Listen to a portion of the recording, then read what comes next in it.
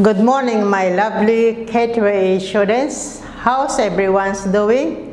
Are you okay? How was your reading? It was good? It was difficult? Or it's easy? Okay, so it is become easy if you practice every day. Alright, welcome back to a new lesson. Our lesson today is vowel blends and ending sounds.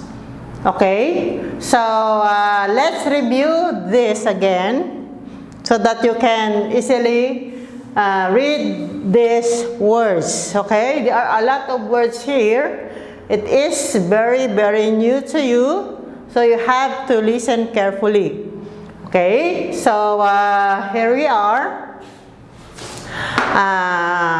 Vowel blends. How do you read this one? Ka, ka, ko, ka.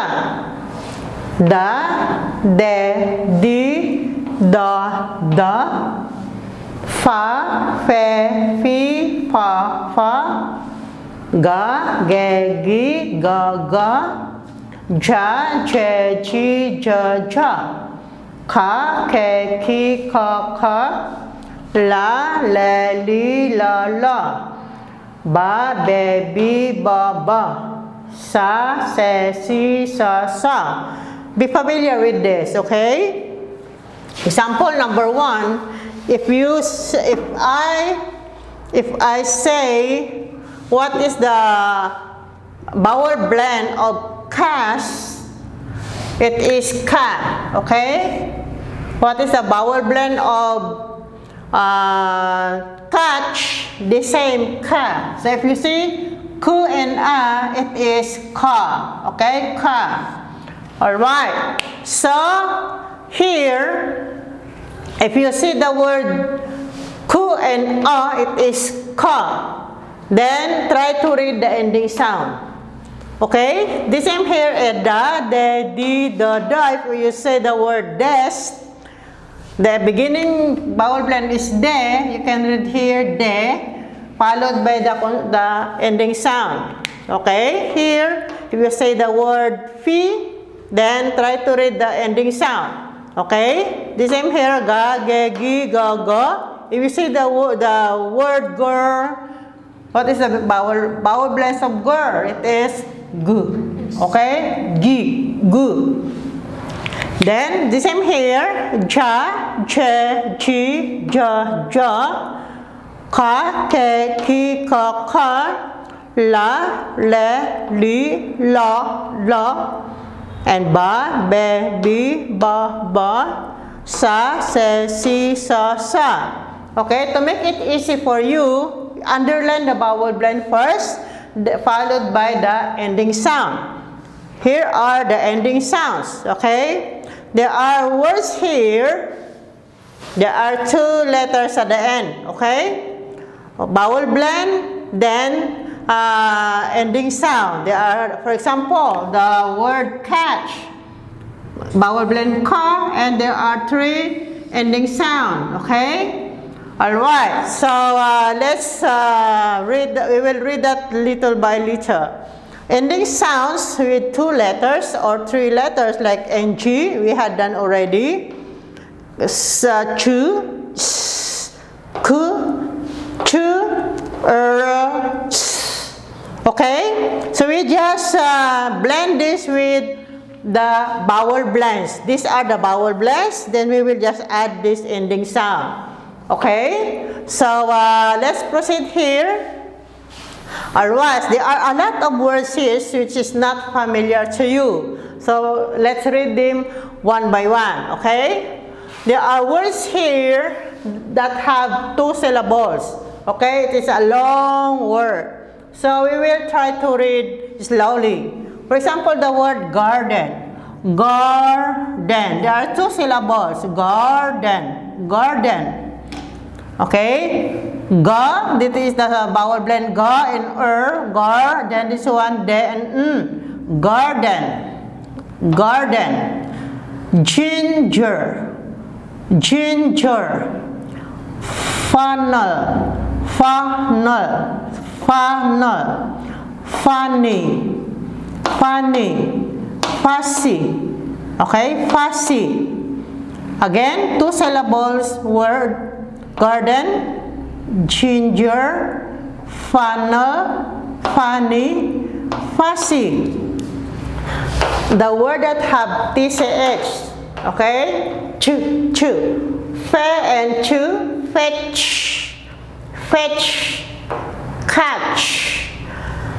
Word that has 2 letter S or double S, kiss, kiss.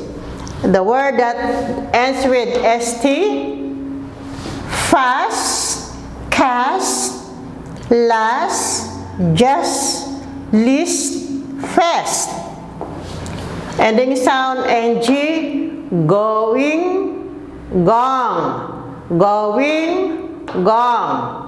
Chu, ending sound chu, bunch, bunch, lunch, crunch, bunch, lunch, crunch. The ending sound ku, lack, jack, back, sick, deck. Again, lack, jack, back, sick, deck. Okay? Thank you for listening and please practice your reading here. I will listen to your voice later, okay? I give you 10 minutes to practice your reading and I will call you one by one. I'll be back after a few minutes. Okay, I am back for your activities. Task 1 and task number 2. Listen carefully. Okay, alright. For task number 1, encircle the word, only one. Encircle the word that the teacher will tell.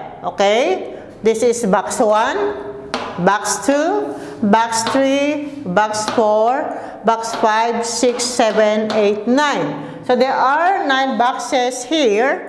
For in each box you are going to circle what I'm going to tell you. Okay, the same as the activity last meeting. Okay, but we have this different words. Okay, so look at here. We're going to read all the words inside a box. Then you circle the word that I'm going to tell you. Okay, for box 1, this is garden. Girl, ginger. Garden, girl, ginger. Will you encircle the word girl? So you're going to circle girl. Okay? Number 2, going, gong, goss. Going, gong, goss. Will you circle the word gong?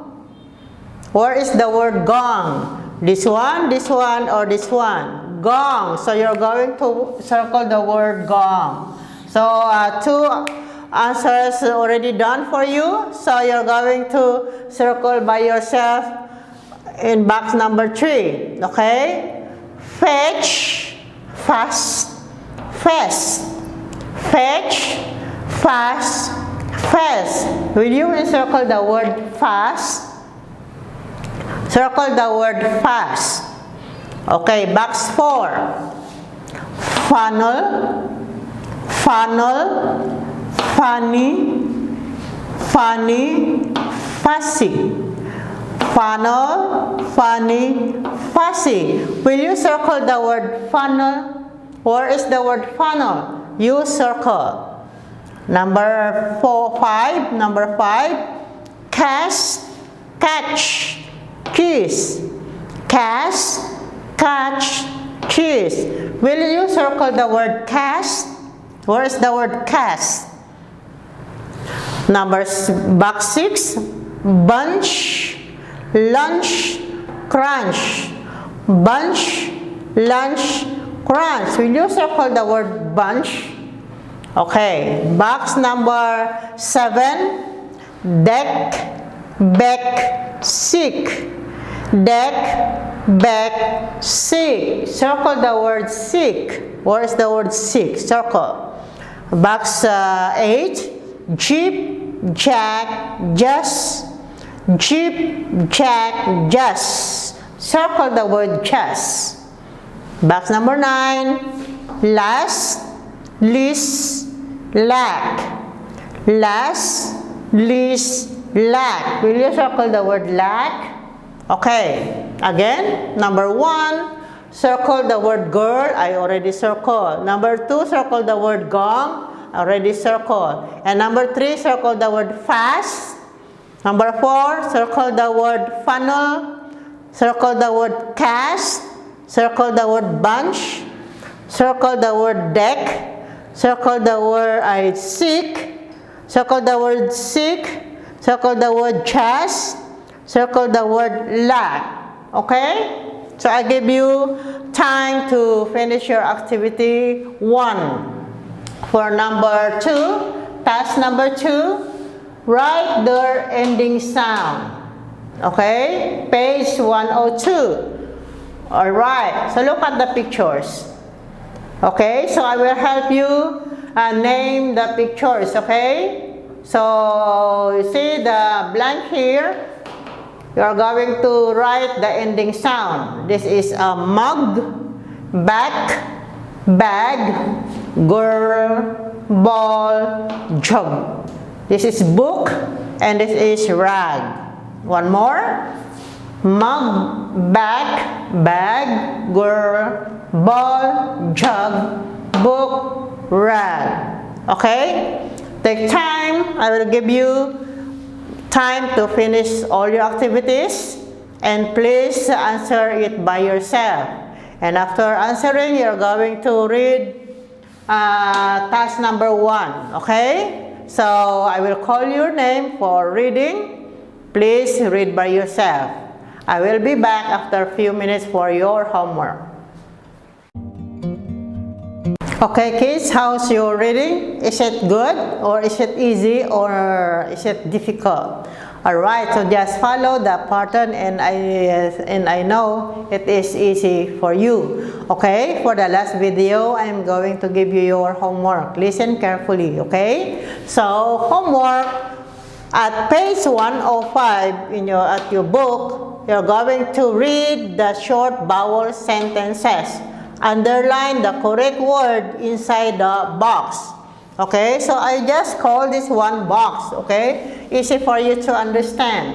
Although this is a parenthesis, but just call it box.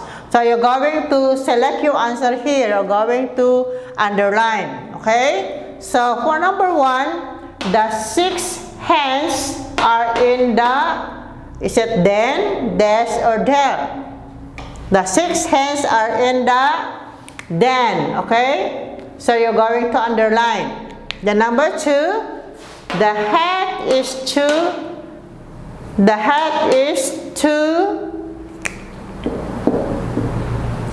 red, bed, or big. What's your answer?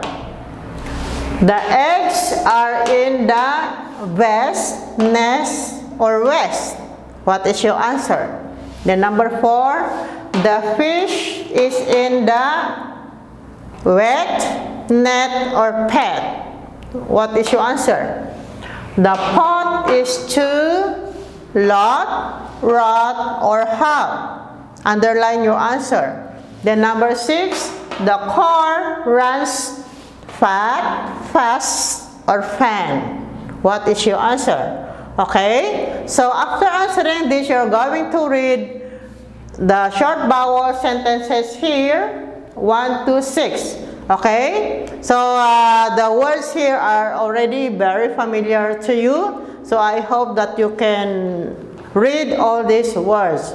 Okay, so I will call you one by one on Wednesday for reading these sentences. Okay, thank you for your time today, and please read your book. Okay, thank you for your listening. See you on Friday. Bye-bye.